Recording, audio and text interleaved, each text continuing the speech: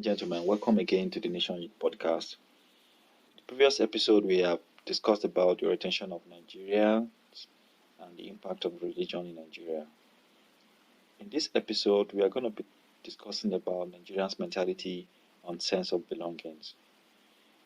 Our interviewee is Mr. Eti Uboh is a Nigerian in diaspora. So he's going to be discussing the Nigerians' mentality on sense of belongings. Join us in this episode. I hope you like it.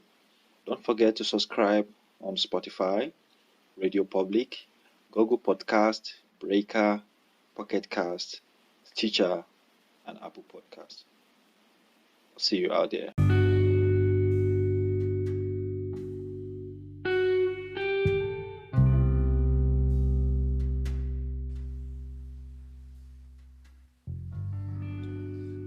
Okay, good morning, Mr. Eti Uboh. Good morning. And welcome to the Nigerian Youth Podcast. I'm so glad to finally bring you here to our platform. So, we really appreciate your coming, and we hope next time you still welcome here to give your talk. Thank you very much. And I also appreciate what you're doing and what you've started for the Nigerian community. Starts with the conversation. I've listened to all the messages that you put out on Spotify, and I would encourage anyone that listens to this to start from the beginning. Don't just rush to listen to the video. Start from the beginning so you can understand the graduation and the conversation. The progress, yeah. Okay, so today we're still going to be talking about Nigeria, and I see you as a vibrant person. I see you as somebody that is exemplary and somebody that is always progressive in nature, and you also want a progressive Nigeria. So I would really like you to share your progressive mindset for an average Nigerians home and Nigerians abroad, for them to see what it is to be progressive in nature. So if you don't mind, I think we should discuss more about Nigerians' mentality on sense of belongings, So what it is to be a Nigerian, that's number one. The number two is that our sense of belonging. I find out that a lot of Nigerians don't have that sense of belonging. They are not proud for themselves to say, okay, they are Nigerians. They just see themselves as, okay, when you read people's comments, and even Nigerians comment about Nigeria, the sense of belonging is not there anymore. They just feel like, I don't belong to that country. That country is this and that. That country is not a good thing. What do you think about this? What can you say regarding a sense of belonging as a Nigerian? Okay, you asked me 3 questions, and I would answer the questions from where you asked. You said progressive nature. Personally, my progressive nature, I'm focused. I think for us as a nation to progress, we all have to focus on our individual skills and our individual talents. If everyone is bringing the best in which they are, will progress. So personally, I've been in Germany for 4 years now. I've never taken my eyes off the energy space in Nigeria. So if you want to have a conversation about the energy space, how are we improving in the energy sector? I've never taken my eyes off that. I could give you fact and data up till present. That is how to be progressive. So it's not about just developing yourself, but developing yourself and always relating it back home. So that's how my progressive nature has been focused towards Nigeria. And to your second question, where you say, what does it mean to be a Nigerian? And why is it we don't have this, a lot of people don't have this sense of belonging. The major thing about being a Nigerian is we're proud people. We're very proud. But we also have a negative stigma out there in the world that Nigerians are known as scammers. We are loud. Generally, Africans are seen to be loud. So there are some stigmas that have already been put upon us, and a lot of people tend to want to distance themselves away from it. Yeah. I can confess to that.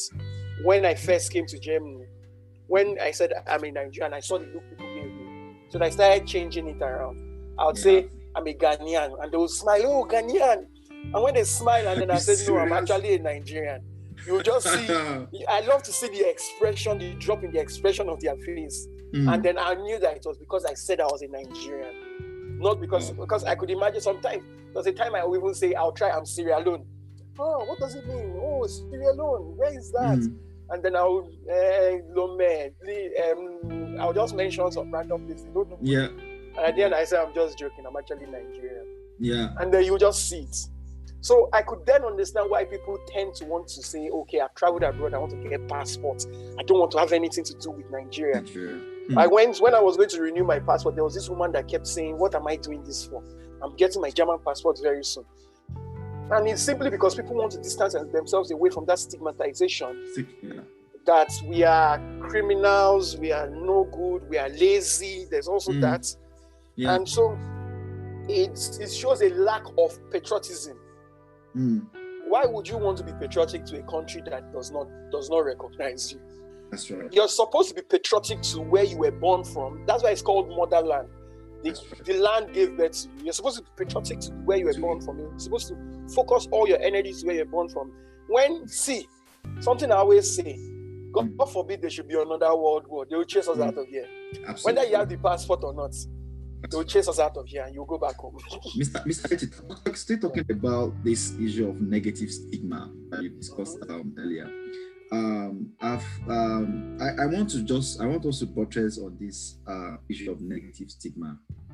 An average Nigerians that has been abroad, whether you are born here or whether you've just traveled for visiting, whether you have experienced airports, security officers, the immigration officers, you will always, either one way or the other, experience this negative stigmatization. Even just seeing your passport, even just seeing your face, even just seeing the way you talk, even just seeing the way you address issues, they always feel like this kind of stigmatization is general on every Nigerians. I would like us to buttress more about that, because it is very pertinent for us to know where the problem is coming from and where we can address the issue. This issue of stigmatization, do you think we Nigerians are the ones that created this negative stigmatization, or the society out there? The problem of the stigmatization is a multifaceted, or I would like to say is a multifaceted dragon head. It's not one dragon that has one head. It has many heads. And the many heads is, we contributed to this. We didn't start this. If I don't want to go too deep in the past, if we go deep in the past, it's a colonial problem that has come in now. And it's still here, but then we now added to it. Do you understand? We didn't clean up our name, clean up our image, because Nigerians are not the only Africans. There are some African countries where you mention, as I told you earlier, where you mention, and they will not see you as bad. But when you mention Nigeria, the first thing that comes to mind is my Nigerian prince. You understand? Oh, Nigerian prince, because they've received those emails. When you see scammers, and let me give you an example. If you see a list of scammers, let's say they have 50 scammers that they've arrested, the news would focus that, we caught 25 Nigerian scammers. Out of those 50, maybe another 10 are from Germany, another 5 are from Canada, another 3. But because there's 25 from Nigeria, 25 Nigerian scammers. So the society, we are contributing by committing evil. Society is contributing by elevating our evil. Like just broadcasting it, making it the center of attention. Yes, using media to make it the center of attention that we caught 25. No, sir, you didn't catch 25 Nigerians. we caught 50 scammers. And this thing I saw it in one Malaysian, and when they caught some scammers in Malaysia. And then I saw it on the blogs. And then I went because I don't take news the way it is. Let me tell you what I do. When I want to see my news, I go to CNN. After CNN, I go to Fox, because the two of them are opposite. Then I now decide the news for myself. You understand? Okay. I don't allow them, because if you look only CNN, they'll tell you their own. Yeah. Fox, they'll tell you their own. But if you look at the two every time, you can then decide, okay, this is the real truth. So when I saw that news about the Nigerian scammers, I went again to look for more information. I found out that they were not just maybe 10 Nigerian scammers. There were like 30 scammers they caught in total. But yet they're making it 10 Nigerian scammers. So the society, there's already a stigma that is given to us. And we as youths too, we contribute to that. And let me add how we contribute to that. I think I've mentioned it before. We contribute to that by our silence. We when we see evil, we keep quiet. When we see our brothers committing wrong, we don't outrightly correct them. We don't tell them that this thing you're doing is wrong. Not even wrong, even to the level of not performing to your best. You're supposed to, I'm sorry, this question, I've answered it too long, but let me give an example. While I was doing my master's, I won't mention names, while I was doing my master's, there was a colleague of ours, a Nigerian colleague of ours, that he wasn't performing up to par. And till today, we talk, but we don't really talk. But that day that I questioned him, I said, guy, it's enough that we have problem that we are black. Then we add that we are Nigerians. No, guy, you have to sit up. We were in a group. We had a big quarrel because I was questioning, like, bro, your excellence is poor. Like, there's no excellence in the work you're producing. You can do better. To do, do better. So imagine if all of us hold each other accountable in the place of excellence. And hold each other accountable, not just in the place of excellence, also in the place of evil. Why they do this now? Why they do this? We will go a far way. That stigma would reduce. Thank you very much. I mean, this what you said. It's holding one's accountable for their actions and holding each other's responsible for what they're doing and they're planning to do. So I want to also talk something. There is one of our charts that you actually made some comments, and I want to you to buttress more on that regarding to, as a Nigerian, what is the progressive thing that you are doing in making sure that you have this sense of belonging, or this sense of belongings will be more of positive. So you talk about looking within oneself and also people close to you. Also, you talked about how to contribute to the demands of Nigeria, and you also talked about how to make a change. And you're also talking about accountability. Yeah, I'm sure you've talked about that, but maybe you can say buttress more about all these things. Yeah, that concept comes from Stoic concepts, the Stoicism. The concept of Stoicism is where you should not bother yourself something that is outside the circle of influence. I do not like when people have conversations like, oh, I want to make a change. I want to repair the health sector. Brother, eat healthy. Just eat healthy. Ensure your father eats healthy. Ensure your mother eats healthy. Ensure your brother and sister eat healthy. And ensure your best friends eat healthy. That's how the health sector will change. So if we can hold each other accountable to each other, and let's put it straight. We have people that are held accountable to us by default. Those are our close friends, our parents, and our family. Our close friends and our family. If we can look at those people and look at ourselves, first of all, look at yourself. Let me tell you something that changed within me 3 years ago when I came to Germany. When I came to Germany, I observed that there were 3 classes of blacks. Class 1 were those that were born here. Those classes of black didn't like interacting with class 2, which is us, those that came here as students.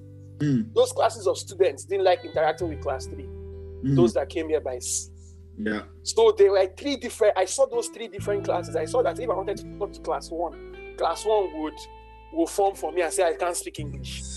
If I talk to class 2, class 3, I could talk to class 2. Me and you are class 2. Yeah. If I talk to class 3 will be warning me that class 3 might be a scam, might be a drug dealer. You Yeah. understand? Might be this. And I said, Yeah. why are we having this? And I saw that within myself. Before I saw that in people, I saw that within myself, that I was also looking down on those that came through C and saying, this one will be drug dealer. You don't know how he's doing his own. Better leave him away. We even have a name for them at Duro. From that moment, I made it a point of duty to make friends with people that didn't come the way I came. And I made it a point of duty to ensure that I educated those that were my friends in class 1, that we are all the same. We are all the same. Yeah. So imagine, so that was how I found within myself that, so I am racist to my own race. To your own race. Wow. Being racist to your own race. I was racist to my own race. And then I saw that was not just me. Everybody was doing it. And people are not observing that they are doing it. Do you understand? That's another topic on its own. Race to your own race. Yeah, so I decided that I'm trying to explain how I worked on myself, that personal accountability. I now started ensuring that if I saw a black brother on the road nodding, I will nod back to him. If I see a black brother asking me and I know he's a refugee asking me questions, I'll answer him to the last. I actually have friends now that I'm close to, that I know they are refugees. They came through the wrong way.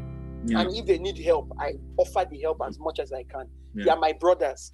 You understand? That was how I saw that in me. And I ensured that anybody I see that in, I'll mention it to the person and say, see, this needs to change, this needs to change. So that's how you holding yourself personally accountable, holding those around you accountable.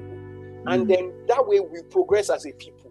Imagine if everybody, as the Bible says, be your brother's keeper, is his own brother's keeper by saying, like now, let me give an example. I'm sharing more private examples. My brother used to smoke weed before. When he used to smoke weed, my Lord, I never gave him peace. I never made him feel comfortable with it. Let me tell you, it was so extreme that one time we were going around 12 midnight on the road. And then police stopped us in Nigeria, search. They found weed on him. I left him in the police station. Wow. Police carried us. They said, this is not your brother. And I said, I'm not following him. And then I told him, I've warned you about this. They've caught you. Good for you.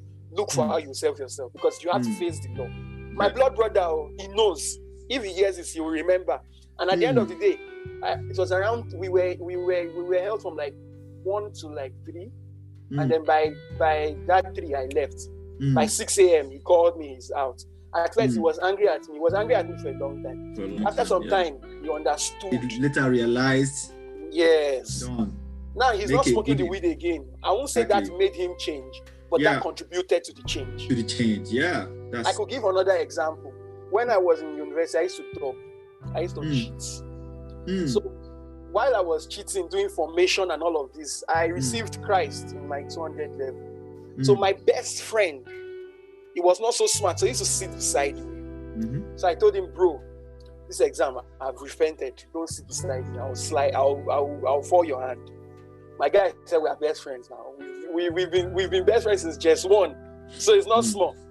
My brother, the guy failed the course. So he said, that was he's the one that always tells that story more than. To him, that was a very important thing in his life. Like, if his friend can hold on to the truth like this and fail me, when I fail the course, that means me too, I need to change. Me too, need to get you. Yeah, I think if I want to buttress more on that, I think that boils down to meritocracy. It boils down to do you really think meritocracy can work in Nigeria? Oh my brother, I had a conversation 3 days ago with a friend in the US about this concept of meritocracy. It can work. It can work. Meritocracy, in case someone is listening, what it means is that someone that receives is people getting things based on merit. Yes. So, but the problem with Nigeria is we are too tribalistic, but I don't say they, because I'm not. They are too tribalistic, or we as a people are too tribalistic. Let's just say we as a people. Yeah, we as a people. Because there's nothing we do. we as Nigerians. I can't separate myself. Yes, we as a people are too tribalistic for us to focus on the benefit of meritocracy. And the benefit of meritocracy means that the best will always get the job. You deserve. So you're not Yoruba, you're not Igbo, you're not looking at Hausa, you're saying who is the best person, and who is the best person that can do this work. Deserve this. And I have so many stories to share on those kind of things, but I will not. But just, can meritocracy work? Meritocracy can only work when we eliminate tribalism. Tribalism is a big problem. Not just tribalism. We have many problems. We have tribalism. We have the religion problem that you've mentioned. That one is another big one. That's another topic. I cannot give a Muslim brother a contract. Or a Muslim brother will say, I cannot give a Christian contract. That's another topic in the episode. Because you're a Ogun worshiper, they look down. I can't look down on an Ogun worshiper. As much as I don't believe what they believe, I can't look down on an Ogun worshiper because he has chosen, there's a freedom for religion. Exactly. And he has chosen to follow Ogun. So because he's following Ogun, that means I should not tell him, brother, you can't get this contract, or I can't give you this job, or I can't give you this connection. Because you're an Ogun worshipper or something like that. So, can meritocracy work? Yes, but we need to eliminate all these biases we have in our hearts. Thank you very much. Coming back to the beginning, which was, sense of belongings. I wanted to buttress a little bit, divert a little bit, maybe more on the positive side. And my question is, before that, I wanted to give some remarks, which is more of positive remarks about Nigerians. When you look online, of course, you see a lot of news about how traveling to Nigeria is it safe. When you go, you just type Nigeria alone. I just typed Nigeria for my research today. First question, the first most read question is like, is it safe for a white woman to travel to Nigeria? About 47.9 million requests on Google. Wow. Yes. So if you also you see a lot of travel restrictions for Nigerians, travel ban, so but that's not where I'm actually going to, because that's more of another digression. Where I'm actually going to is the positive ideology, positive thoughts about Nigerians. When you look online, you see people around, they talk about Nigerians music industry, how we have a lot of artists, talking from Burna Boy, Davido, Wizkid, the positive energy they are giving the entire world as a whole. Also talking about the politics, you see this woman, according to the news I just read recently, about Osaremen Okolo, which was the US COVID-19 policy advisor. She was just been nominated by Biden. And also there's one man called Adewale Adeyemo, which he was also is currently been nominated as the Deputy Secretary, Deputy Treasury Secretary to the United States. Seeing all these things, also Anthony Joshua, Israel Adesanya, all these people, I'm sure they're actually bringing a lot of positive energy and a good sense of belongings to Nigeria. But do you think this negative stigma, do you think all this positive stigma is actually having a more good effect? For me personally, for my own opinion, I think it's giving a good is giving a positive effect to Nigerians as a whole. But personally, talking about sense of belongings, do you think Nigerians should do more in what they are doing in order for them to also have to bring a positive sense of belongings in retrospect to all these people that I've mentioned earlier? Yes. Personally, sadly, my own opinion is they're not doing enough. Why do I say so? Why do you say that? I observe that the only time most Nigerian celebrities talk about Nigeria is when something negative happens. So when NSAS happened, that's when I saw Anthony Joshua posting about Nigeria. You understand? You will not hear Anthony Joshua posting about Nigeria because I love boxing, it's my sport. You not hear Anthony Joshua posting about Nigeria when maybe Nigeria has done something good or there's a good Nigerian that has done this. It's when they want to speak about the evil, that the evil should stop. What that means is that what that shows outsiders is that it's evil that is happening. Is one thing. See, there's a scriptural reference I like to look at. There's a scriptural concept I like. Is when you focus more on the light will expand. But when you keep focusing on the dark will expand. So a concept where. Sorry, I just want to cut you short. I'm sorry. Regarding to that, I think we are still going to continue about that. I just want to bother that. I think somebody like Anthony Joshua is actually doing more. I mean, regarding, for instance, during the NSAT protest, he actually made bought some foods. No, I'm not saying they are not doing anything. You get my point. My point is not that they are not doing anything. My point is this: the same energy you give to talking about something bad happening in my country, should be the same energy you should give to talking about something good happening in the country. Maintain the energy. Okay. No, and Joshua did a lot for all the celebrities did a lot. For that NSAS stuff. Yeah. But my point is, when you do that, also give the same energy when something good happens in the country. Okay. Put it all over. Let it be the next 7 posts you're posting. See what happens. Do you understand? Because at the end of the day, the world is looking at them. They're not looking at us to see what Nigeria is about. They're looking at them to see what Nigeria is about. Yes. So if it's when it's NSAS that happens, that's when you're talking about Nigeria. Maybe election happened and they kill. Maybe these boys that were kidnapped. That's when you're talking release Nigeria. You're always only talking about Nigeria when something bad happens. Give that same energy, and it's good that they're bringing attention to the negative so that the negative will turn to positive. But That's also give that same energy, that level of attention to when something positive happens. Like still, we just the best athletes. Let's use Anthony Joshua. Anthony Joshua just won. Everybody, I believe, when Anthony Joshua should win a fight, every Nigerian celebrity should post him like 3 times. Do you understand? When Israel Adesanya should win a fight, every Nigerian should post him. Say, Israel just won. Israel. That is giving good attention. When we build maybe one big infrastructure, let it be, we've built this. Not that when they bomb somewhere and they destroy one infrastructure, everybody knows they destroyed that. What infrastructure they built? So give the same attention or give the same energy that you're giving towards negative news to positive news. And that will lead to changes in the perception of people about the country Nigeria. But if you're only focusing on when something negative happens, you want to change it, all they'll think is only negative things happen in this country. Yes. So it's just like you now. When you're sharing news, you share good news, you share bad news. Bad news, But imagine if you're sharing only bad news. People would think it's only bad things that are happening in your life. Exactly. Do you understand? Nobody will hear that good things are happening. And let me mention another person that maybe another interesting thing is a lot of people, especially with these celebrities, it would be good if we have not just celebrities, but people we look up to in our own industry. I have someone I look up to. His name is Samuel Adeyemo. Sam Adeyemo.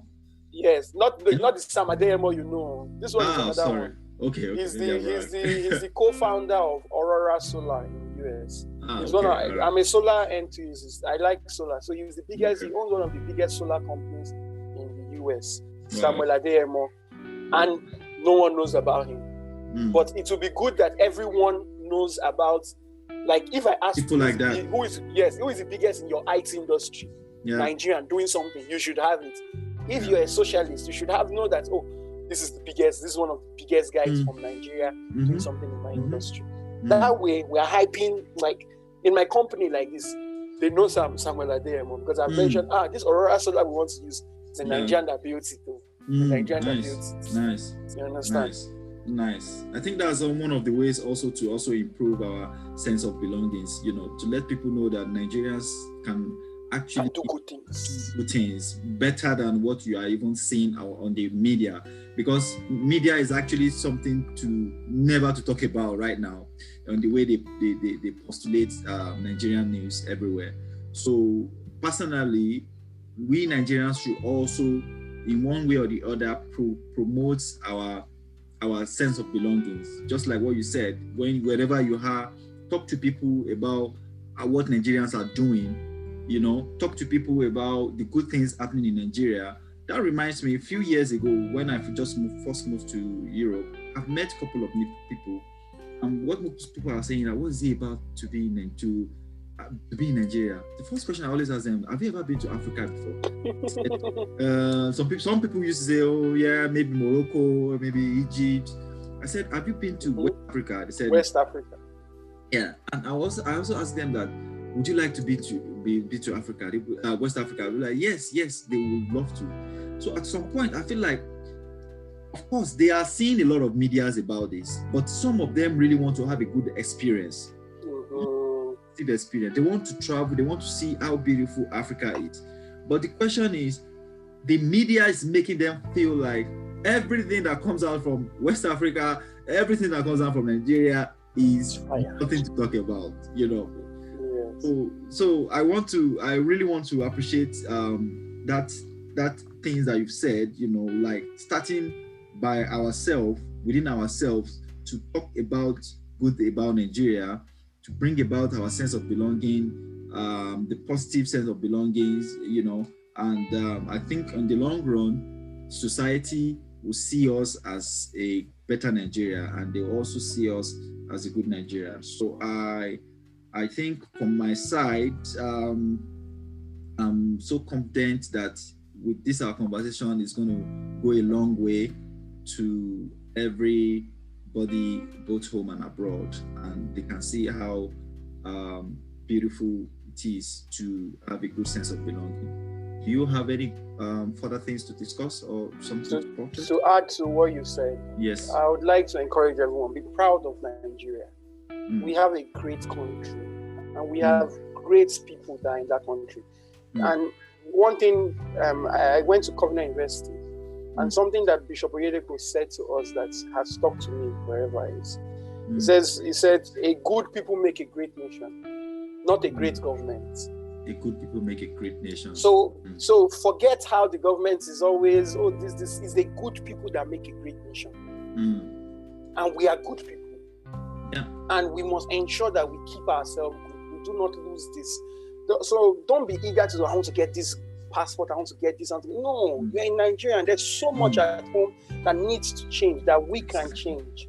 And don't be ashamed of saying you're a Nigerian out there. When you go out there, I'm a Nigerian. And when you say you're a Nigerian, because you're positive, you're actually changing the narrative of that the people have about you, Nigeria. In some people's lifetime, they might have experienced only 2 or 3 Nigerians in their whole lifetime. Let it be that if you're one of those Nigerians, they have something good to say. I would like to share a small story quickly. I went to Ghana for my master thesis. And when I went to Ghana, the woman that rented the apartment to me said she didn't want to rent the apartment to me because she has heard Nigerians are very bad. Wow. But she rented the apartment to me simply because her husband died in Germany, and her sister is in Germany. And she had to check if I was German by calling her sister, her Ghanaian sister in Germany, to speak German to me. And when they spoke, I understood small. After that, when I left there after 2 months, I stayed in her apartment for 2 months.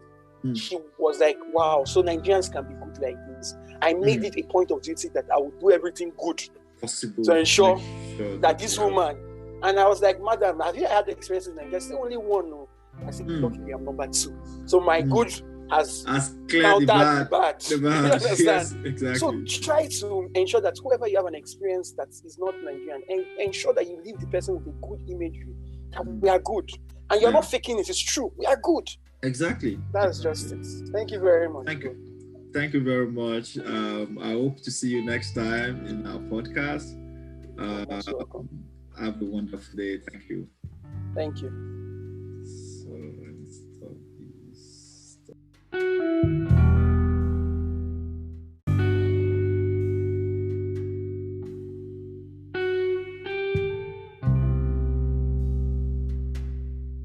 Thank you for listening to this episode. Watch out for the next episode. It's going to be educative, informative, and entertaining. See you there.